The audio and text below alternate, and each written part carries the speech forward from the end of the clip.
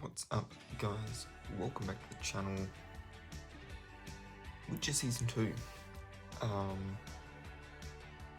might be one of the minority here, but I thoroughly enjoyed it.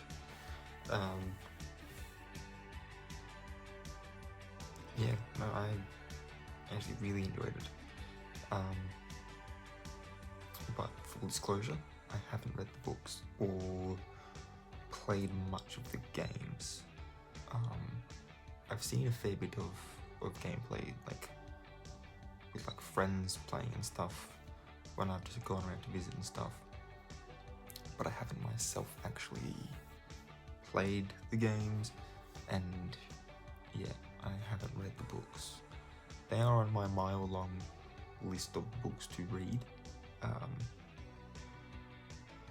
but I just haven't gotten there yet.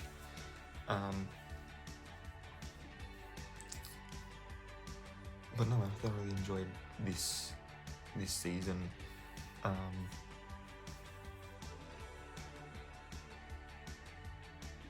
I think my favourite aspect of season 2 was Yennefer's storyline.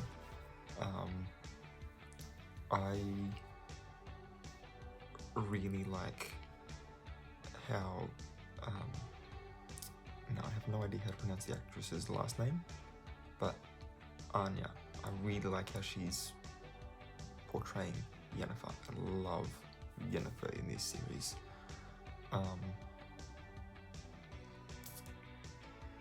Because yeah, her after losing her chaos magic because of her impressive use of fire magic at the Battle of Sodden Hill,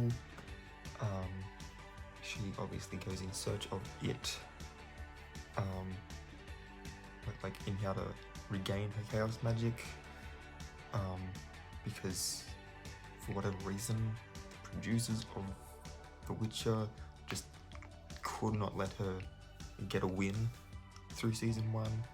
First she is born with a hunchback and a deformity, then she is seen to be impressive in some areas of magic, but not in simple stuff like levitating a feather. I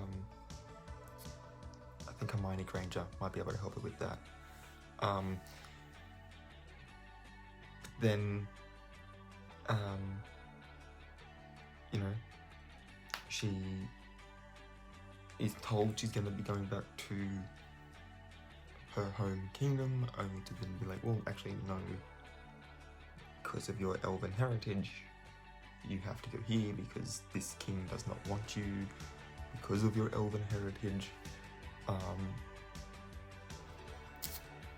And then she loses her, she becomes infertile in order to, become beautiful, because that's how the mages of Aretusa work. They need to be beautiful so that the kings will think with, instead of and then yeah, she even then ends up failing when an assassin comes to kill a queen and her daughter. And then right at the last episode, she uses the fire magic, which is then explored in season 2, cost her her chaos magic. So she's just continually losing things or being beaten down for one reason or another. And I think that despite that, and like even when she thinks that she might have found a real connection with Geralt, it then comes into question as to whether or not it's because of a wish made of a djinn by Geralt. So like, continuously losing things. And I just find her willingness to continue going despite that to be why I love her character. Season 2 introduces us to all the other witches, including Vesemir, when Geralt takes Ciri back to Kaer Morhen for the winter. Apparently, just like most animals, monsters also hibernate during the colder months. Who knew?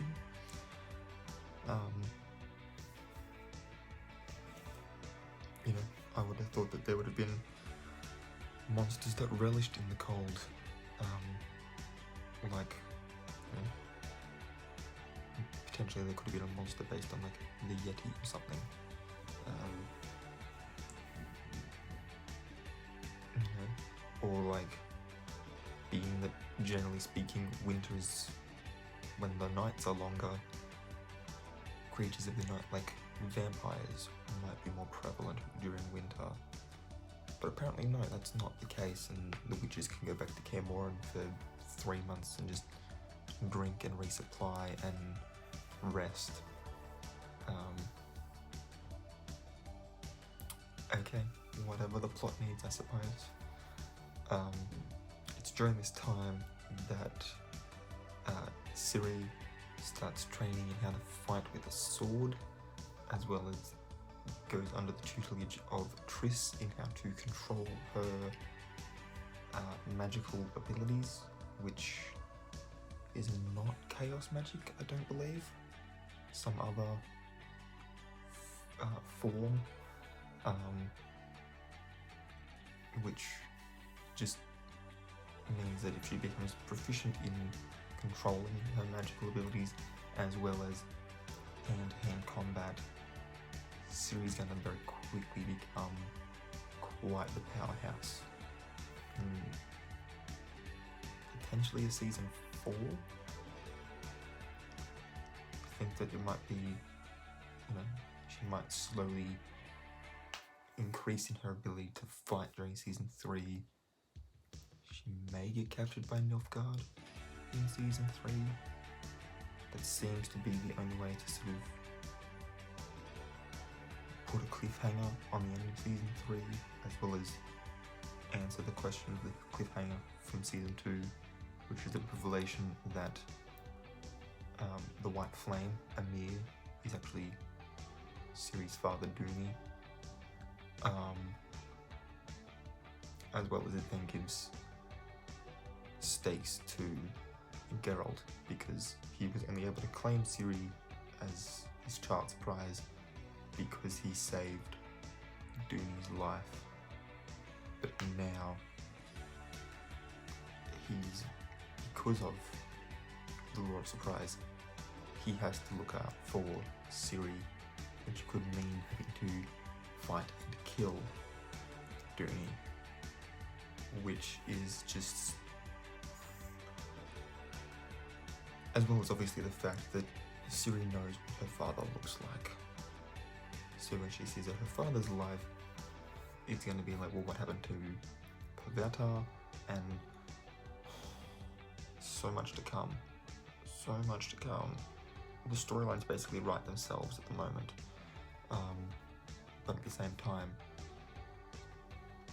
the monsters and how different characters relate with each other, and that sort of stuff can still be further explored, and it's really excited for a season 3 in another 2 years. Because yeah, you know, I love this series, it's so good. And you know, as long as Henry Cavill continues to be the man's man of super nerds, I will continue tuning in. Yeah, it's gonna be good. It'll be interesting to see how Vesemir plays into future seasons.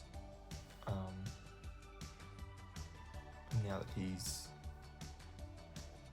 that he knows that he can make more mutagenic serum to make witches, as long as he has elder blood, and all of a sudden all of the elves are now holed up in Sintra. Like, it's going to be interesting to see how that plays out, because it may end up being that, for different reasons, Vesemir and Yennefer and Geralt will team up with the Brotherhood and whatever other armies to try and take down Nilfgaard at Sintra. Obviously, Geralt will be going to save Ciri if she gets kidnapped by Nilfgaard and Duny. Captured, rather. Or kidnapping if you're the father, is it? I don't know. The Law of Surprise is a weird one. But if she gets captured, that's why Geralt would go. Yennefer would probably go because she also cares for Ciri.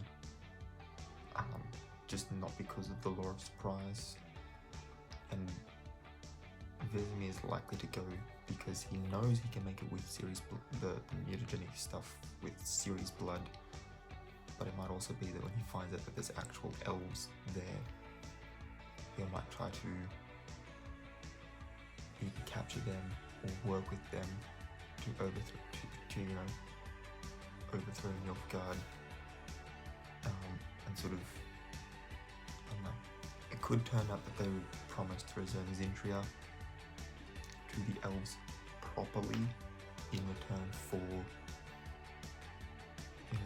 their assistance every however many years to make some more serum to make new witches with. Could be interesting to explore. But yeah, all that's purely speculation. But yeah, have they greenlit a season 3? That is an excellent question. Witcher S3. Let's go.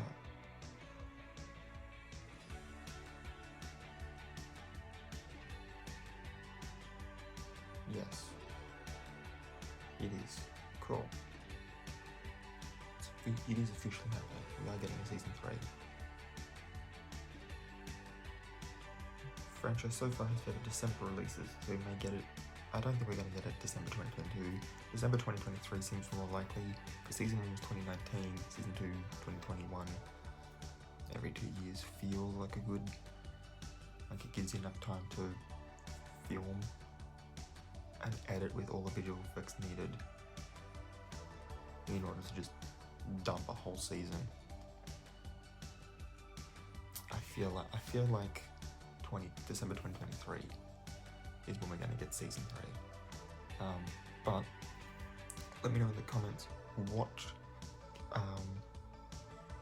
storyline of either from the books or out of one of the games, or just a logical conclusion that you can see from within the show's own separate,